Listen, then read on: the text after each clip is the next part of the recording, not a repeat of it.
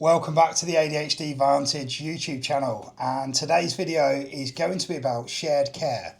Now, if you're in the UK, shared care is a system where you can be privately diagnosed, and then that private diagnosis goes to your GP, and then your GP can allocate you medication, and that brings down the cost massively.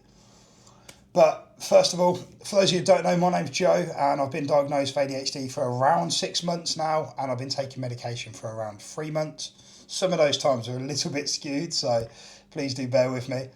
But this channel is all about talking about ADHD, my experiences with medication in particular, but also I'm a firm believer that ADHD is a superpower, and we should all be striving to use that focus we have, that hyper focus we have, to work on starting our own businesses, doing passion-driven projects that can give us the life we want to lead. And I'm not talking about driving Lamborghinis or owning private jets. I just firmly believe that if you want to earn a solid, steady income, it's really, really achievable, particularly if you have ADHD. And there'll be sprinkled in some fitness stuff along the way. I'm quite obsessed with my fitness and working out.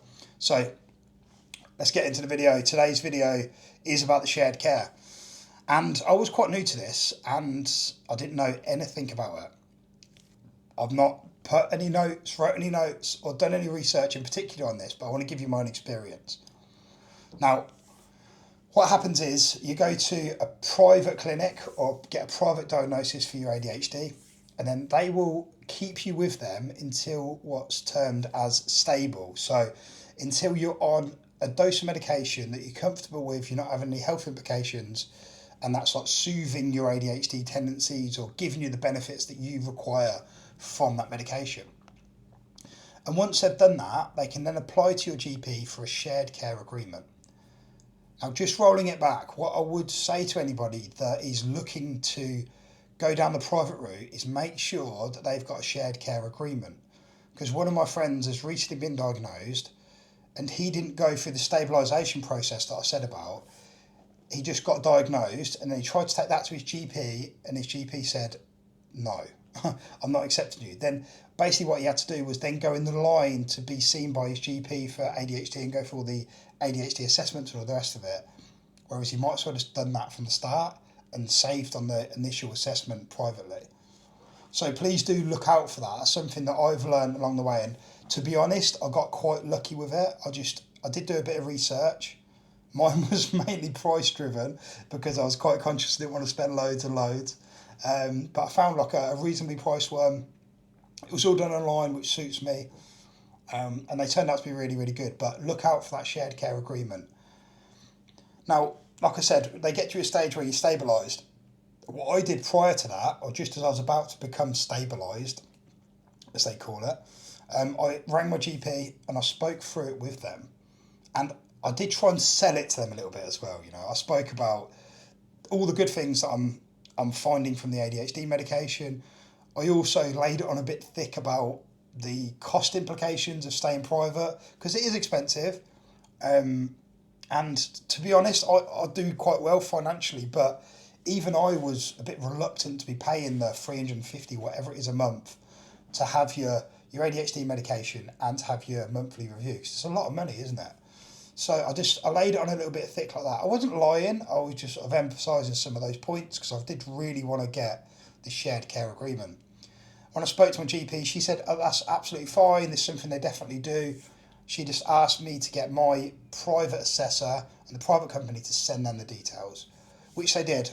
I had my next review with my private assessor. Spoke to him. He was more than happy that I was stabilised. I don't want to drop him in here. I could say a few things. He did do something a bit cheeky for me, but he's just a good guy. So I was stabilised at the time. I sort of wanted to increase my dose a little bit, but he was a bit reluctant to. And I also said to him, look, we can increase my dose, but then that means I'm going to prolong the stabilisation, because if you increase your dose, then you need to get stabilised again, and that could have dragged on a little bit further. But now we've gone through the process. They've sent the documents to my doctor. And to do that, they ask you for a few details. So they asked me for the name and address, all the normal stuff you would provide. They then send the details across. They get the thumbs up. So I've had that already. I've got a nice phone call from the private assessor and the company to say the shared care agreement's all in place. And then now what happens is I've gone from paying £350, I think it was around that, to on the NHS, if you're in England, you can buy this card, which basically gives you unlimited prescriptions for a whole year for £120. So you'd either pay, I think the standard charge, and please don't quote me on this, but I think the standard charge is like £10 for one prescription. And I'm going to have two different forms of prescriptions. So I think that was going to be like £20 a month. Still great compared to 350. But you can buy this card for, it's not even 120, I think it's actually £114 a year. And that can even be put into monthly instalments. And from there, you can then go and get as many prescriptions as you like. Obviously, you can't just go asking for any sort of drugs, but any prescriptions that you're actually prescribed by a doctor. So yeah, I think that agreement seems great, especially when you think about it financially. And yeah, I just think if any of you are going through the process of being assessed as well, it can feel quite daunting, the financials of it. And I spoke about this in a previous video. It really does make you debate it at some points, especially if you're not having life-changing results from it, which I can honestly say, like, it's really improved my life, but my life wouldn't be much better, wouldn't be much worse, actually, should I say, if I stopped taking the medication. So the financials sometimes can weigh on your mind quite heavy, and it definitely did for me. But I think just stick it out, because you've got probably 3 months tops, maybe 4 months of the private assessments, and just be really, really honest with your private assessor if you are feeling the benefits, if you're not, because then the quicker you up your dose or get your dose where it should be, then you can become stable the appointment after. That's really what they're looking for. I think they get you on a dose that's good. The next time they class you as stable if you've had no problems in that month. But what you could do is, what I nearly did was get to the month 3 and say, I want to increase the dose. And then he says, okay, well, you're not going to be classed as stable then. You need to have another review and then potentially another one, if you have to tweak it again. So all things to think about. But there's light at the end of the tunnel if you have gone through the shared care route, for the private assessment, and you're going to go shared care. And just stick it out. That's all I'd say. It's a really, really good system if you pick the right people. Our ADHD certified is the people I went with. I'm going to try and get some sort of link that I can put below, maybe get you guys a discount or whatever. Or just put the link below, to be honest. At least it'll give you an insight into where you can find them. I know they're really good. And if you have Gerard, like I did, he's amazing. The doctor, honestly, I cannot, speak highly enough about him. He's incredible.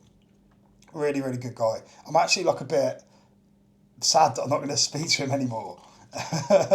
I will see him. I think you have a 3-month and a 6-month review after that. But the reviews after you're stabilised, they go down from, I think the reviews initially are £150 or £180 plus your medication on top, which makes the £350.